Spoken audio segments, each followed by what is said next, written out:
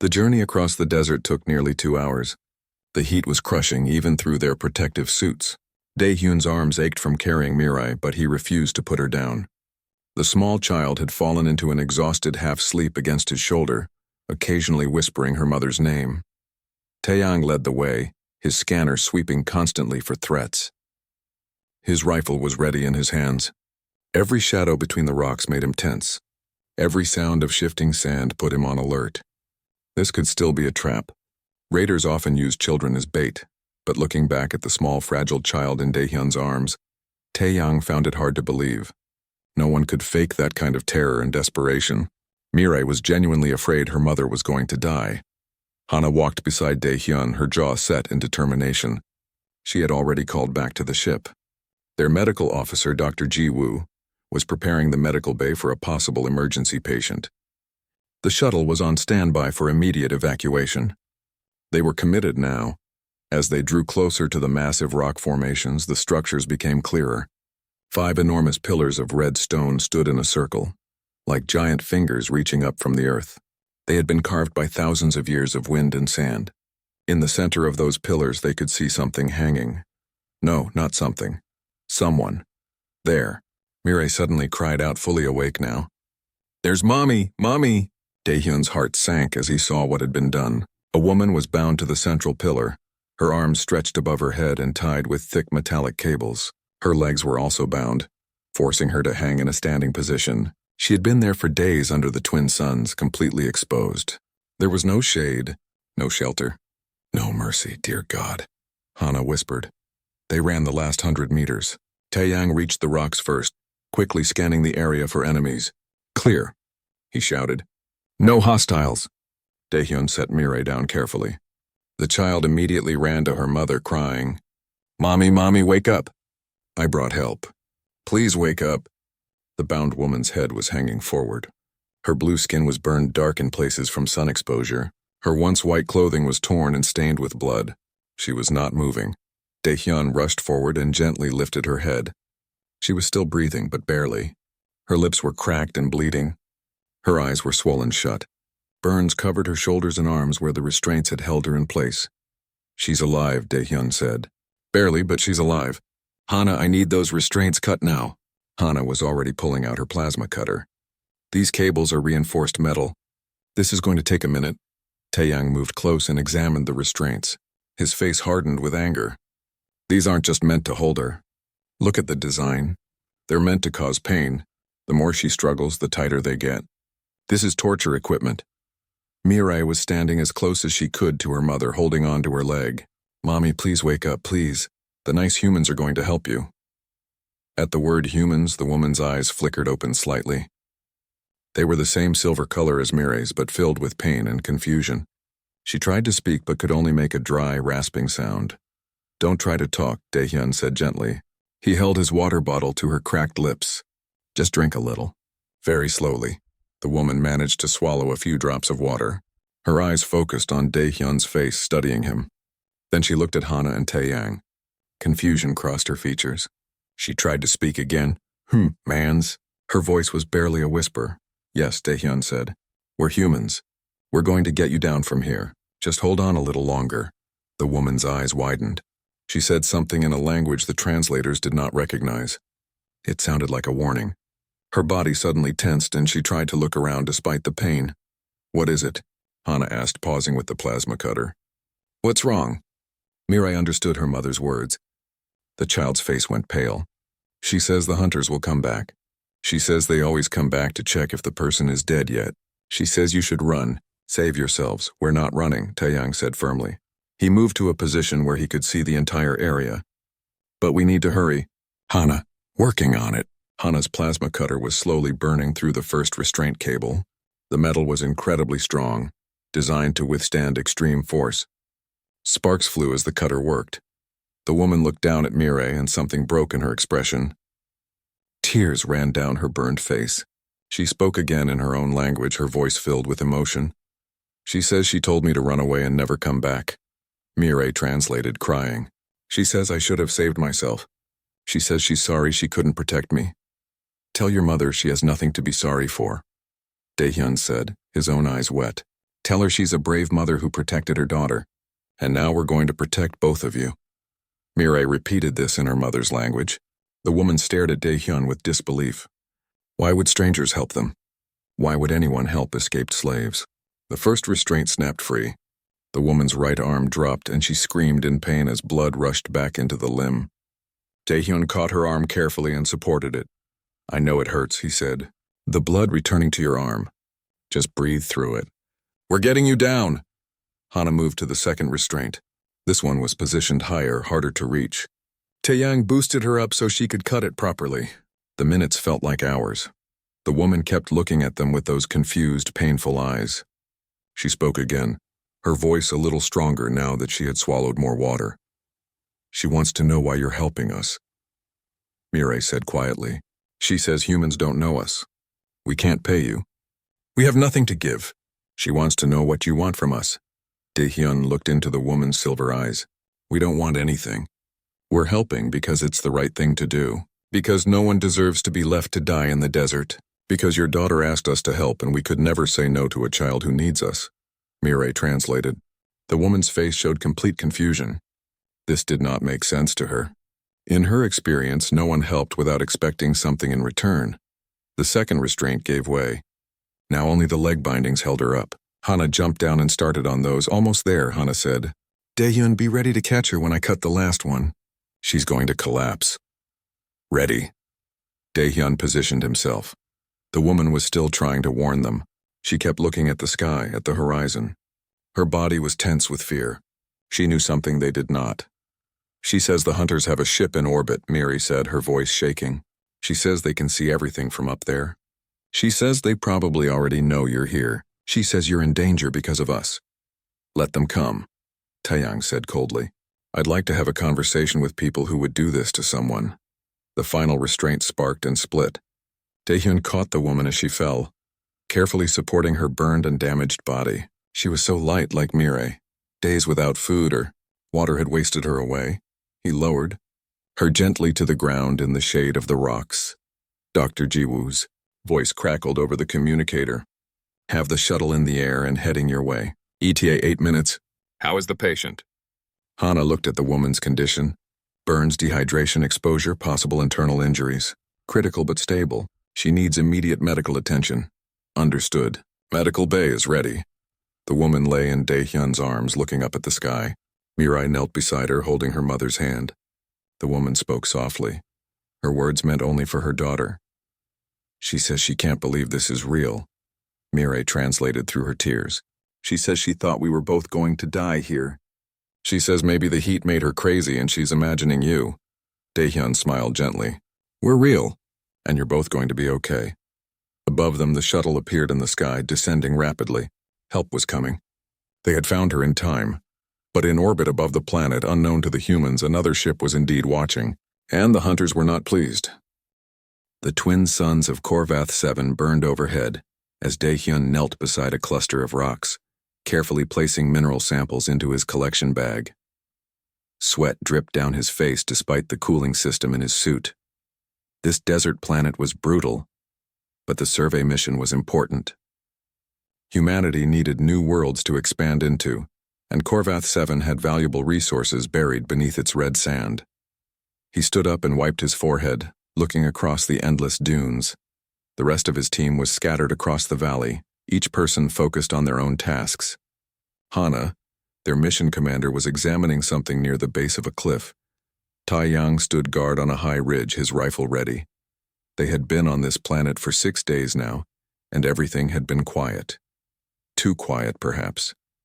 Daehyun was about to move to the next collection point when he heard something strange. At first he thought it was the wind whistling through the rocks, but then he heard it again. It sounded like crying, like a child crying. He stopped and listened carefully. The sound was faint, but it was definitely there. His heart began to beat faster. There were no children on this mission. There should not be any children on this entire planet. According to their scans, Korvath 7 was completely uninhabited. Hello? Daehyun called out. His voice echoed across the rocks. Is someone there? The crying stopped immediately. Silence fell over the desert again. Dae-hyun waited, barely breathing. Then he heard a small, frightened voice. "Please, help." The words were spoken in broken Galactic Common, the language most species used for trade and communication across the stars. Dae-hyun's translator implant picked it up clearly. It was definitely a child's voice. He moved carefully toward the sound, stepping around the large rocks. His hand went to the communicator on his belt, ready to call for backup. But something told him to wait.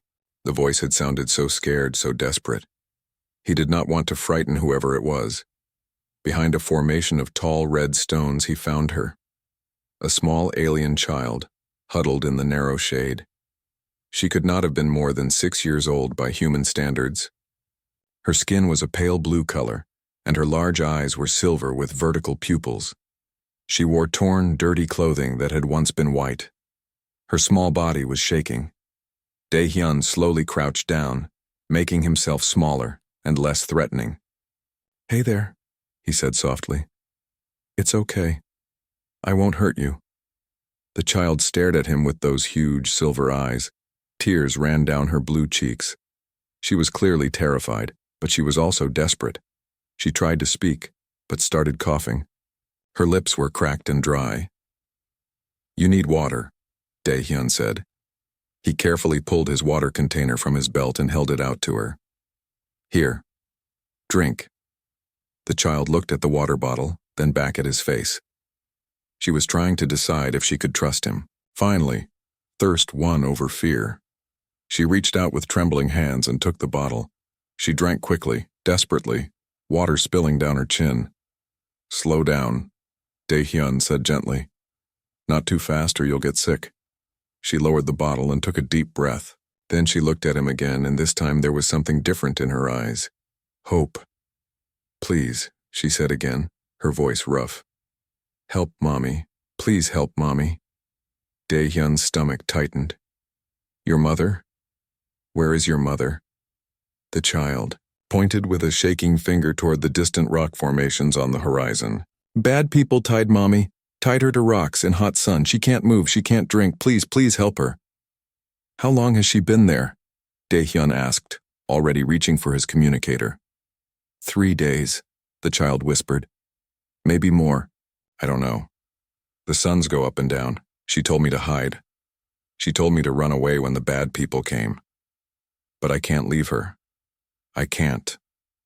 3 days in this heat, tied up with no water." Dae-hyun's blood ran cold. No one could survive that, but he had to try. He activated his communicator. "Hana, this is Dae-hyun.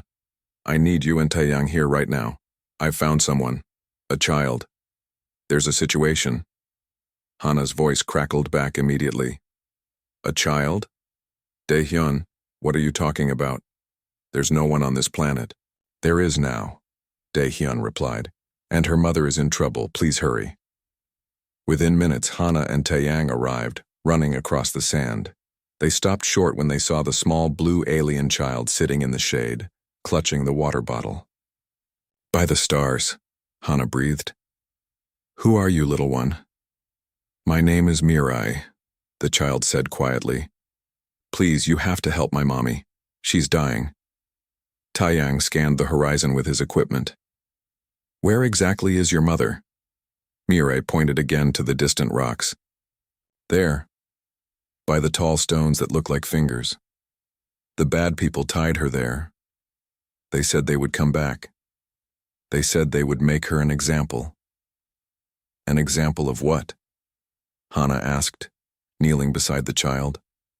"Of what happens when you try to run away," Mirai whispered. Fresh tears ran down her face. "We were slaves, we escaped. But they caught us.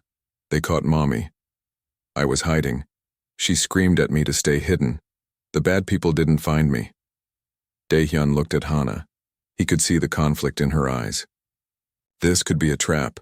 It could be dangerous. But it could also be exactly what it appeared to be, a desperate child trying to save her mother. "We have to go," Dae-hyun said firmly. "We can't leave someone to die in the desert." Taeyang checked his weapons. "It could be an ambush. We need to be smart about this. I know, Hana said. She looked down at Mirai. Can you walk, sweetheart? Can you show us where your mother is? Mirai nodded quickly and tried to stand up. Her legs shook and gave out. She had not eaten in days. She was running on nothing but fear and desperation. Daehyun caught her before she fell. I'll carry her, he said. Let's move. Hana made the decision quickly. Taeyang, take point. Stay alert for any threats. Daehyun, stay in the middle with the child. I'll call base and tell them what's happening. If this is legitimate, we're about to find someone who's been tortured and left to die. If it's a trap, we need backup ready. They started across the desert, moving as quickly as they could through the deep sand. Mirai clung to Daehyun's neck, her small body light as a feather. She kept whispering the same thing over and over. Please hurry. Please save her. Please don't let her die. Daehyun held the child close and walked faster. Behind them, their ship was visible on the horizon. Ahead of them, somewhere in those distant rocks, a mother was waiting, hoping, dying. This was supposed to be a simple survey mission. Just scan the planet, collect samples, and move on to the next world. But now everything had changed. Now they were racing against time to save a life. The rocks grew larger as they approached. Massive stone pillars reached toward the burning sky. And somewhere among those pillars, someone was suffering. Daehyun looked down at the small child in his arms. Her silver eyes were fixed on the horizon, filled with desperate hope. We're coming, he promised her. We're going to help your mother, I promise. He just hoped they would not be too late. The bright star twisted through space as energy blasts streaked past its hull. Kyung's hands flew across the pilot controls, pushing the survey ship to its limits. The vessel had never been designed for combat, but Kyung flew it like a fighter craft. Hard port, the tactical officer shouted. The ship rolled left as another volley of weapons fire tore through the space they had occupied seconds before. The Drexel ship was faster and better armed, but Kyung was proving to be an exceptional pilot. Return fire, Hana ordered. The Bright Star's defensive weapons, meant only for clearing space debris, fired back. The shots were weak compared to the Drexel arsenal, but they forced Vex to adjust his approach. On the Drexel bridge, Vex snarled in frustration. These humans are more skilled than expected. Increase power to forward weapons. I want them disabled, not destroyed. The ship itself has value. His second-in-command, a scarred Drexel named Ron, worked the weapon controls. Target their engines? Yes, Vex said. Once they cannot run, we board them. I want the crew alive. They will bring good prices in the outer markets. Especially the females. Back on the Bright Star, alarms blared throughout the ship. The Drexel vessel was pressing its advantage, herding them away from the planet and into open space where there would be nowhere to hide. We can't keep this up forever, Kyung said through gritted teeth. They're too strong. Head for the asteroid belt, Hana ordered. Use the rocks for cover. Asteroid belt is 3 million kilometers from here, Kyung replied. Then get us there fast. The survey ship's engines flared brighter as Kyung pushed them to maximum power. The Drexel ship pursued, continuing to fire. One blast caught the Bright Star's rear shields, and the whole ship shuddered. Shields at 60%, the tactical officer reported. We can't take many more hits like that. In the medical bay, the impact threw Yura and Mirai to the floor. Dr. Jiwoo helped them back onto the bed as the ship shook again from another near miss. This is my fault, Yura whispered.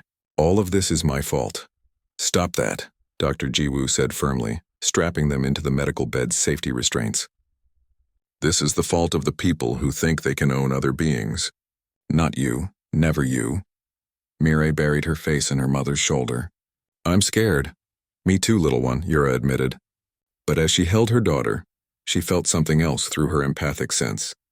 Throughout the ship, the human crew was working together with perfect coordination. There was fear, yes, but also determination, unity. They were fighting for something they believed in, and that made them stronger. On the bridge, Daehyun watched the tactical display. He was not a soldier, but he understood enough to see that they were outmatched. The Drexel ship was hurting them, cutting off escape routes, wearing down their defenses. This could not end well, but he also knew that Hana was right. If they surrendered Yura and Mirai now after promising protection, they would be betraying every value that made humanity worth saving. Sometimes you had to stand for what was right, even when the odds were against you. Approaching asteroid belt, Kyung announced. 30 seconds. The Drexel ship fired a sustained barrage, trying to disable them before they reached cover. The Bright Star's shields flickered and failed. Several shots punched through, tearing into the hull. Atmosphere began venting from a cargo hold. Seal that section, Hana ordered. Damage report. Hull breaches on decks 3 and 4, Taeyang reported, running to a damage control station. No casualties, but we've lost the cargo bay. Shields are down to 30%. 10 seconds to the asteroid belt, Kyung said. The massive field of tumbling rocks appeared ahead, hundreds of asteroids ranging from small boulders to mountain-sized chunks of stone and ice. Kyung dove into them without hesitation, weaving between the obstacles with incredible skill. The Drexel ship followed but had to slow down. The asteroids were too dense, the gaps too narrow for the larger vessel. Vex cursed as he watched the human ship disappear deeper into the belt. They think they can hide, Vex said coldly. Ron, deploy hunter drones. Flush them out. Small automated weapons pods launched from the Drexel ship, darting into the asteroid field to find the bright star. Inside the belt, Kyung brought the ship to a relative stop behind a large rotating asteroid. The crew used the brief respite to catch their breath. How long can we hide here? Daehyun asked. Not long, Kyung replied. They'll scan the belt systematically. And we're venting atmosphere from the hull breach. That will show up on their sensors. Hana made a decision. Communications. Open a channel to Earth Fleet Command. Emergency frequency. That will take several minutes to reach them, the officer said. We're very far from Earth, I know. Do it anyway. And broadcast on all frequencies. I want everyone to hear this. Channel open, Commander. Hana began to speak, her voice steady and clear. This is Commander Hana of the human survey vessel Bright Star. We are currently under attack by a Drexel slaver ship. They demand we surrender 2 refugees who escaped from slavery and sought our protection. We have refused. We are outgunned and will likely be destroyed or captured. I am transmitting this message so that Earth and all of humanity knows what happened here. She paused, choosing her words carefully. We found a mother and child who had been tortured and left to die in a desert. We saved them because it was the right thing to do. Now we are told we must return them to slavery or be destroyed. We choose destruction. We choose to stand for what we believe is right, even if it costs us everything. Daehyun stepped forward. I am Daehyun, xenobiologist. I found a 6-year-old child begging for help to save her mother. If humanity has a future in the stars, I hope it is one where we never ignore such cries for help. I hope we always choose compassion over convenience. That is what makes us human. All across the galaxy, on thousands of frequencies, the message was transmitted. Some would hear it immediately. Others would receive it days or weeks later. But it would spread. On the Drexel ship, Vex listened to the transmission with growing anger. Fools, he muttered. Dramatic fools. Ron, have the drones found them yet? Located, Captain. Asteroid field sector 7. Shall we engage? Vex considered. The human message was spreading across communication networks. Other species would hear it. The Drexel Trade Authority did not mind being known as slavers. That was their business. But this public defiance, this moral challenge, could cause problems. If the humans were simply destroyed, they would become martyrs. Their message would spread further. Other slaves might be inspired to seek human protection. This could damage business, but if he let them go, he would look weak. Other traders would see that the Drexel could be defied. That was also unacceptable, Captain, Ron prompted. In the medical bay, Yura felt the emotions shifting aboard the Drexel ship. Vex was conflicted, angry, uncertain. She had never felt such complexity in a Drexel before. They usually had simple emotions: greed, cruelty, satisfaction. But now there was calculation, doubt. She focused her empathic sense on the Bright Star instead. The humans were calm in the face of death. They were not suicidal or crazy. They were simply committed. They had made their choice and accepted the consequences. Yura's eyes widened as she truly understood for the first time. These humans were not naive or foolish. They were not acting out of ignorance. They knew exactly what they were doing. They had counted the cost and decided that some things were worth dying for. Freedom was worth dying for. Dignity was worth dying for. The right to protect the helpless was worth dying for. Your species is insane, Yura whispered, but there were tears in her eyes, and they were not tears of fear. On the bridge, the tactical officer suddenly spoke up. "Captain Vex is hailing us." "Put it through," Hana said. Vex's face appeared on screen. His expression was carefully neutral. "You have made your point, Commander. Your dramatic message has been transmitted throughout the sector." "You are very brave or very stupid, and we're both," Hana replied. Vex's mouth twitched in what might have been amusement. "I have reconsidered the situation. 2 escaped slaves are not worth a potential conflict with an entire species, especially one as unpredictable as yours appears to be. I am withdrawing my claim." "You're letting us go?" Daehyun asked, surprised. "I am making a business decision," Vex corrected. "Your message will spread. Other species will hear how you chose to fight for escaped slaves. This will complicate my operations regardless of whether I destroy you or not. But if I destroy you, humanity will definitely become my enemy.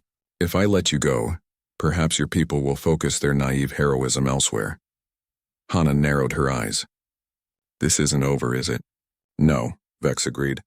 "You have made an enemy of the Drexel Trade Authority. We will remember this insult, and the galactic community will remember that humans think they are above established laws and customs. You will find that makes you very unpopular." "Then we'll find new friends," Hana said. Vex laughed, the same harsh sound as before. "Perhaps you will. Or perhaps you will learn that the galaxy does not care about your morals." He leaned forward. "Keep the Velrathi. They are yours. But know that this is not mercy. This is strategy. One day you will understand the difference." The screen went black. On the tactical display, the Drexel ship was turning away, its hunter drones retreating. Within minutes, it jumped to hyperspace and was gone. Silence filled the bridge. Then slowly, the crew began to cheer. The medical bay was quiet except for the steady beeping of monitoring equipment. Dr. Jiwoo worked carefully over the woman's burned and damaged body, treating the worst injuries first. Dehydration, severe sunburn, lacerations from the restraints, possible heat stroke. The list went on. Mirai sat in a chair beside the medical bed, refusing to leave. Someone had given her food and clean clothes, but she would not move more than a meter from her mother.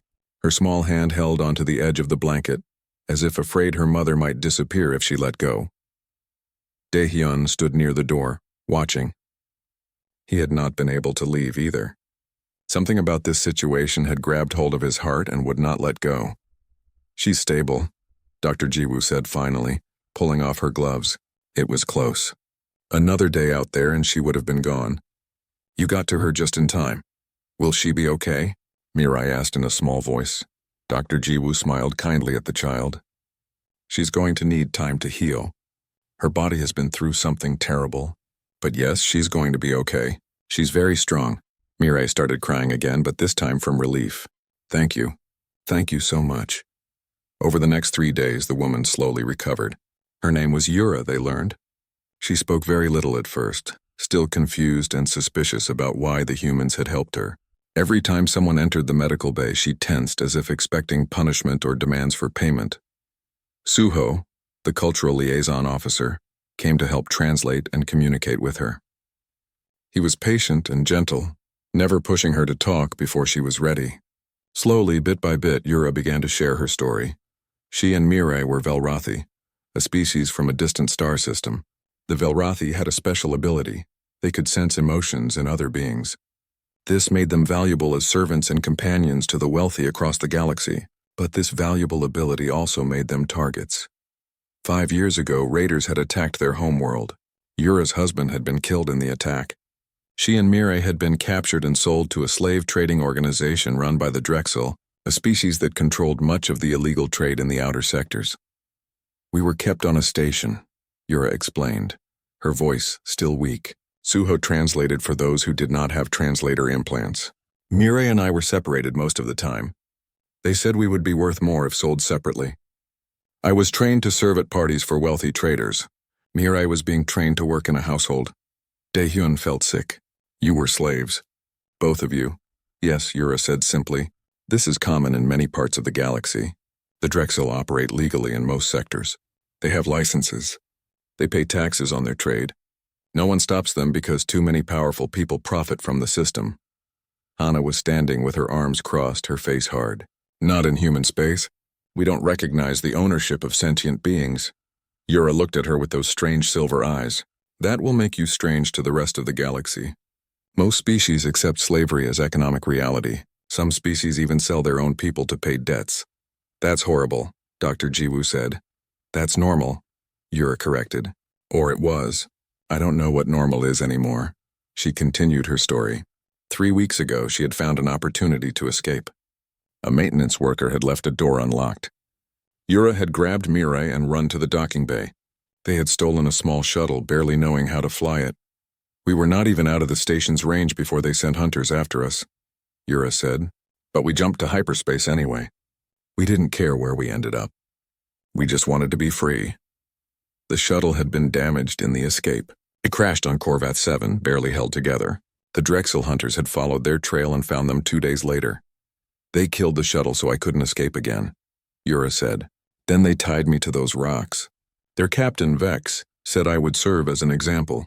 He said they would leave me there for a week, then come back to collect my body. They would show my remains to other slaves who thought about escaping. What about Mirai? Daehyun asked. They didn't find her. I had hidden her in a cave before they caught me. I screamed at her to stay hidden no matter what happened. To stay quiet, to survive. Yura looked at her daughter with terrible love. I thought I would never see her again. I thought the desert would take me. And then I thought even if I survived, the hunters would come back and finish the job. But you found us, Mirai said, looking at Daehyun. I found the human. Yura reached out and touched Daehyun's hand. Her ability to sense emotions was working now. He could see her eyes widen in surprise. You really don't want anything from us, she said with wonder. I can feel it. You genuinely helped us because you thought it was right. Not because you wanted money. Not because you wanted to own us yourselves. Not because you expected us to owe you service. Of course not, Daehyun said, confused. Why would we expect that? Because that's how the galaxy works, Yura said. Everything is a transaction. Everyone wants something. I have been a slave for 5 years. Before that, I spent my whole life watching my people being taken and sold. I have never met anyone who helped without expecting payment. Hana stepped forward. Then let this be your introduction to humanity. We don't operate that way. You and Mirai are free. You're safe here. And we're not going to hand you back to those monsters. Yura stared at her.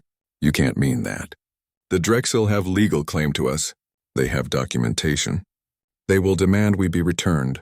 If you refuse, they will call it theft. Let them, Hana said firmly. We don't recognize their claim. Your people, not property. They will come for us, Yura warned. Vex won't let this go. We are worth money to him, but more than that, this is about reputation. If word spreads that slaves can escape to human space and find protection, it will hurt their entire business. They will make an example of you too. Then let them try, Taeyang said from the doorway. He had been listening to the whole conversation. We'll be ready. Yura looked around at all the human faces. She could sense their emotions with her Velrathi ability.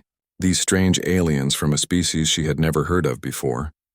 They were genuinely committed to protecting her and Mirai. They were willing to fight for them, to risk themselves for strangers. It made no sense according to everything she knew about the galaxy. It violated every rule of survival and self-interest she had learned. I don't understand your species, Yura said quietly. You're either the bravest people in the galaxy or the most foolish. Daehyun smiled. Maybe we're both. Dr. Jiwoo checked Yura's vital signs again. You need rest. Your body is still healing. We can talk more about all of this later. No, Yura said, trying to sit up. You don't understand. They're coming. Vex said he would return in 1 week to collect my body. It's been 6 days. They could arrive any time. As if responding to her words, the ship's alert system suddenly activated. Red lights flashed in the corridors. An automated voice announced, Unidentified vessel detected entering orbit. Battle stations. Hana's communicator crackled to life. The bridge officer's voice was tense. Commander, we have a Drexel vessel approaching. They're hailing us. Yura's face went pale. They're here. I'm so sorry. I've brought danger to all of you. Mirai started crying and buried her face in her mother's blanket. Hana looked at Daehyun, then at Yura and Mirai. Her jaw set in a hard line. Don't apologize. You've done nothing wrong. Dr. Jiwoo, stay with them. Daehyun, Taeyang with me. What are you going to do? Yura asked. Hana turned back at the door. I'm going to tell them that they can't have you, that you're under human protection now, and if they don't like it, they can leave our space. They won't leave, Yura said desperately. They'll fight. Their ship is armed. You'll be killed because of us.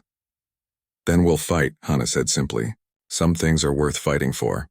She left the medical bay, Dae-hyun and Tae-yang following. Yura lay back on the bed, tears streaming down her face. She held Mirai close. I still don't understand humans, she whispered. The bridge was tense with controlled urgency. Officers moved quickly to their stations as alert signals echoed through the ship. On the main view screen, a sleek Drexel vessel hung in orbit, its dark hull bristling with weapon ports. Hana took her seat in the commander's chair. Dae-hyun and Tae-yang stood behind her, watching the screen. The Drexel ship was larger than their survey vessel and clearly built for combat. This was not going to be easy. Open a channel, Hana ordered. The communications officer nodded. Channel open, Commander. The screen changed to show the interior of the Drexel ship's bridge. A tall reptilian figure stood at the center, his scales a deep green color with black markings. His eyes were cold and calculating. This was Captain Vex.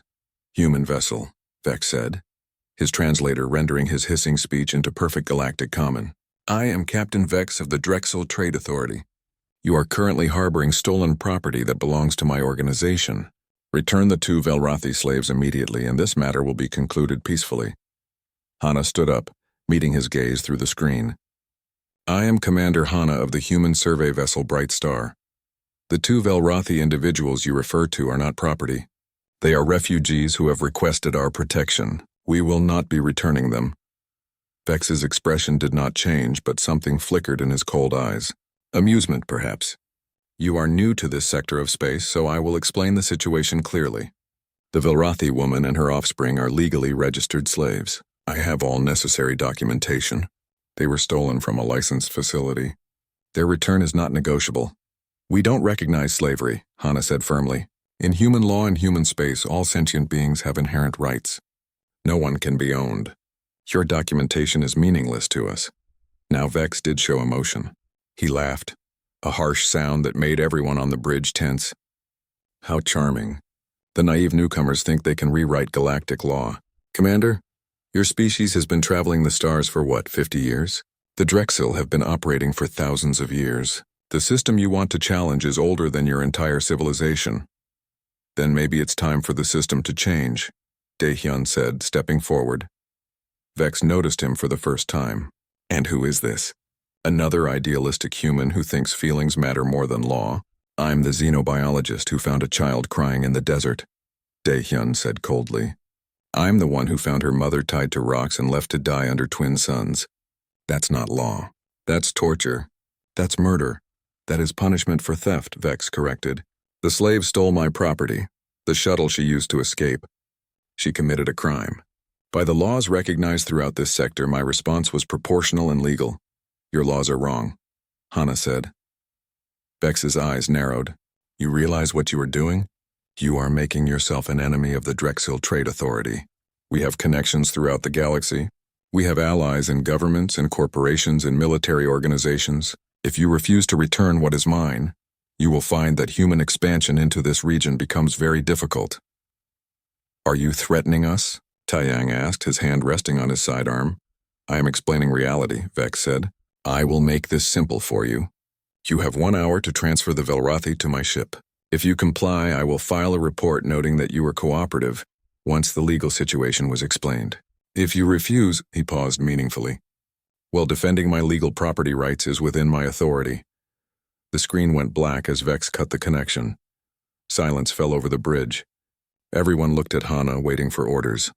She stood very still, thinking.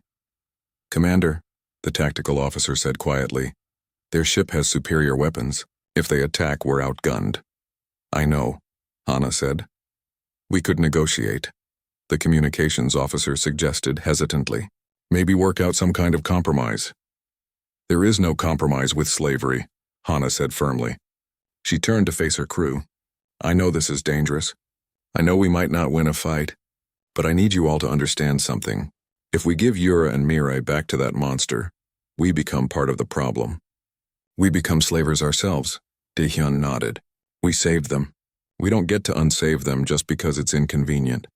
They're terrified, Taeyang added. That little girl has been through hell. We can't send her back. Hana looked at each member of her bridge crew. I won't order you to die for this. If anyone wants to object, speak now. This is my decision as commander, but you all have to live with it. No one spoke. No one moved. Finally, the tactical officer smiled grimly. We didn't join the survey corps to back down from bullies, Commander. We're with you. The others nodded agreement. Hana felt her chest tighten with emotion. These were good people. Brave people. Then let's prepare, she said. Kyung, get to the pilot station. If they attack, I want you ready for evasive maneuvers. Tactical, charge all defensive systems. Communications, send a full report to fleet headquarters. If this goes badly, I want command to know exactly what happened here and why. Below in the medical bay, Yura had felt the ship's power systems activate. She knew what it meant. She looked at Dr. Jiwoo with desperate eyes. Please, Yura begged. Please just give us to them. Don't die for us. We're not worth it. Dr. Jiwoo was checking the medical supplies, preparing for possible casualties. She looked at Yura with gentle firmness. That's not your decision to make. And you're wrong. You are worth it. Every sentient life is worth protecting. I can take Mirai and go to them in a shuttle, Yura said, tears streaming down her face. We can surrender. This doesn't have to happen. The doors are locked, Dr. Jiwoo said calmly. Commander's orders. You're staying here where it's safe. Mirai was crying, holding on to her mother. I don't want the nice humans to die because of us, Mommy. Yura pulled her daughter close, her empathic senses overwhelmed by the emotions flooding through the ship. Fear was there, yes, but also determination, courage.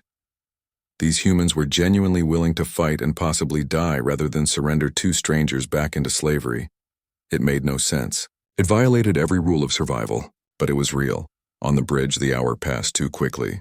The communications officer looked at Hana. Incoming hail from the Drexel ship. Put it through. Vex appeared on screen again. His expression was harder now. Your hour is up, Commander. What is your decision? Hana stood tall. Our decision is no. We will not surrender refugees to slavers. Leave this system immediately. I gave you a chance to be reasonable, Vex said. Now you will learn a hard lesson. The galaxy does not care about your naive ideals. Power and law are what matter. And I have both. You're wrong, Hana said. We may be new to this part of space, but we're not weak. And we're not alone. This incident will be reported to every human authority. If you attack us, humanity will know. And we will respond, Vex laughed again. You think your species frightens me? You're barely past your own solar system. You have no power here. Then you have nothing to fear from letting us go, Daehyun pointed out. Vex's laughter died. I'm going to enjoy teaching you this lesson. In this galaxy, those who defy the established order suffer for it. Your ship is mine. Your crew will be sold to cover the cost of the trouble you've caused, and the Velrathi slaves will be returned to their proper place. He made a signal. On the tactical display, the Drexel ship's weapons began to charge. All hands, battle stations, Hana ordered. Kyung, get us moving. The Bright Star's engines roared to life as the ship dove away from the Drexel vessel. Energy blasts filled the space where they had been moments before. The battle had begun.